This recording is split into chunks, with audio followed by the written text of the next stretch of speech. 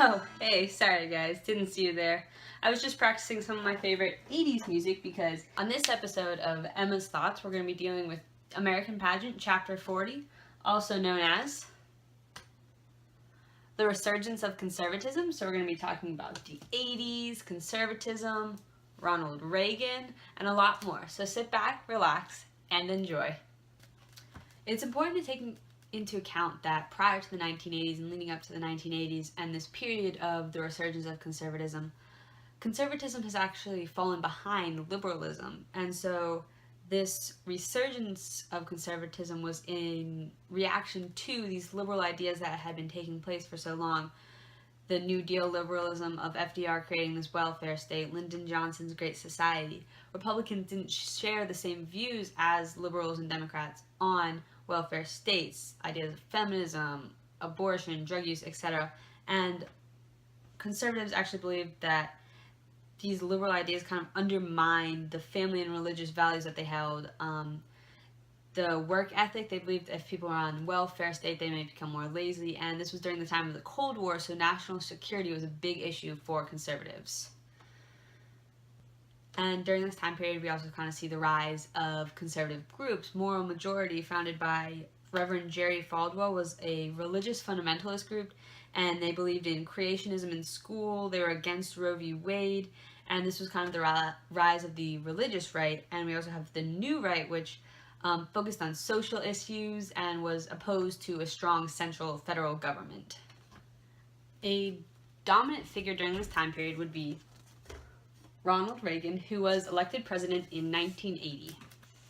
The election of Ronald Reagan was a milestone for conservatives as it kind of brought them back into full swing in the political atmosphere.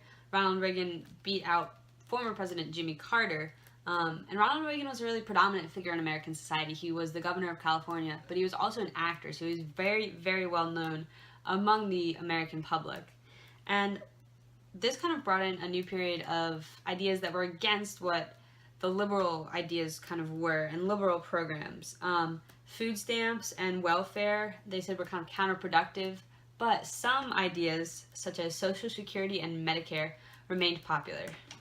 In regards to the economy, Reagan believed in supply-side economics, and his economic policy was eventually known as Reaganomics. In this idea, there were tax cuts for the rich, and it was the hope that these tax cuts would then turn and the rich would invest their money in the economy and hopefully stimulate the economy, similar to the idea of trickle-down economics, benefits for the people on top in hopes that it'll trickle down and eventually benefit the people at the bottom.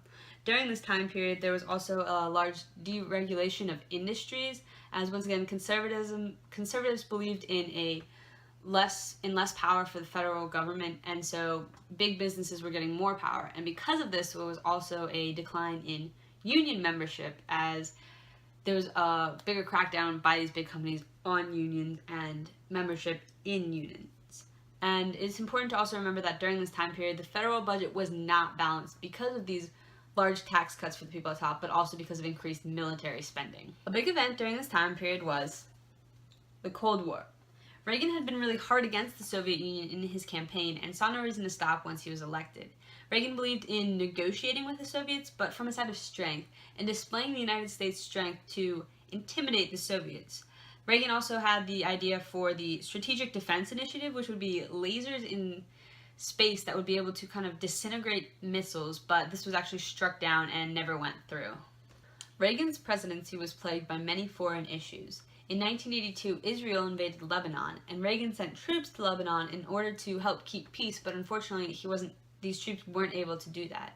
And then in America's own backyard in Nicaragua, a group known as the Sandistas, which was a Marxist group, overthrew a pro-American right-wing dictatorship. And the United States wanted to actually support the Contras, which was a guerrilla group that opposed this Marxist group. And this was controversial because we would be supporting a guerrilla group, and it eventually led to the Boland Amendment, which stated that we were not allowed to support these Contras. This eventually led to the Iran-Contra affair. The United States was faced with these two issues, in Lebanon and in Nicaragua, and Washington officials managed to find a way to connect the two. Arms were sent to Iranians in order to release hostages held by Middle Eastern terrorists, but the money from this arms sale was actually diverted to Nicaragua to help support the Contras. Eventually, it's discovered what had happened, and it was definitely a big shadow on Reagan's presidency, as he claimed that he had no idea what had happened, and it kind of depicted him as someone who wasn't aware of the own workings of his administration, and it also went against his idea of not working with terrorists. The United States also had trouble in Grenada, where a pro-Cuban regime was in power, and Reagan sent Marines to return to power a pro-US government. During this time period, the Soviet Union experienced a lot of changes, and in 1985, Mikhail Gorbachev called for a series of reforms. The first of which was glasnost, which called for more openness and greater political freedom. Glass, open, clear, think of the more you can see through. The second of which was perestroika, which slowly implemented capital reforms and allowed for free market ideas and practices. And in 1987, Reagan delivered his speech standing at the Berlin Wall saying, "Mr. Gorbachev, tear down this wall." And after this, you kind of see the Soviet Union starting to relinquish its grasp on Eastern Europe. And there was also the Intermediate Range Nuclear Forces Treaty between the United States and the Soviet Union, which helped kind of reduce the arms between the two nations. As the Soviet Union relinquished its power, we began to see the fall of communist regimes across Eastern Europe, Poland, Hungary, and eventually in 1991 we saw the dissolvement of the Soviet Union, and it kind of transitioned into the Commonwealth of Independent States, and these states took on democratic reforms and free market economies. Unfortunately, though, from the dissolvement of the Soviet Union, we also saw a rise in ethnic conflicts in this area as people were faced with increased nationalism as these communist roots were removed and there was lots of ethnic cleansing. For the United States, though, it had to redefine its role in the world because for such a long time it had devoted its time and its resources to stopping the Soviet Union and involving itself in the Cold War, and now that the Soviet Union was gone, it had to refocus its attention on something else.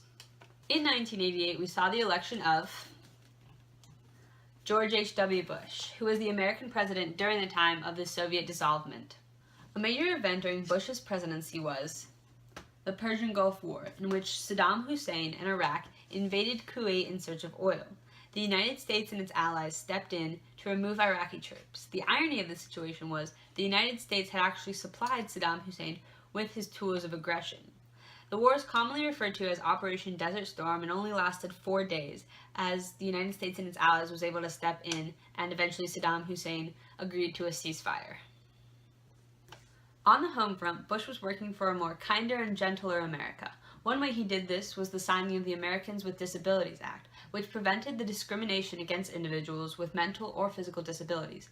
He also had many water project bills that affected the distribution of water in the West. During his presidency, his Department of Education challenged the legality of college scholarships targeted for racial minorities. One of his more controversial moments was the nomination of Clarence Thomas to the Supreme Court. And this was controversial because Thomas was eventually accused of sexual harassment. This brings us into our next and final topic for this episode: conservative courts.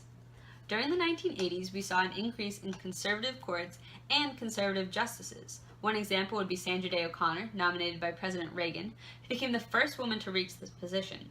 Also, Clarence Thomas, who was nominated by President Bush, and like I mentioned earlier, he was a controversial candidate due to his claims of sexual harassment. During this time period, we also saw an increase in conservative ideas. Roe v. Wade, which legalized abortion, had been passed in earlier years, and during this time period, we didn't see a complete repeal of Roe v. Wade, but we definitely saw more restrictions placed on abortion. We also saw things like the rolling back of affirmative action as courts took a more conservative path. That's all I have for you guys today. Thank you and good night.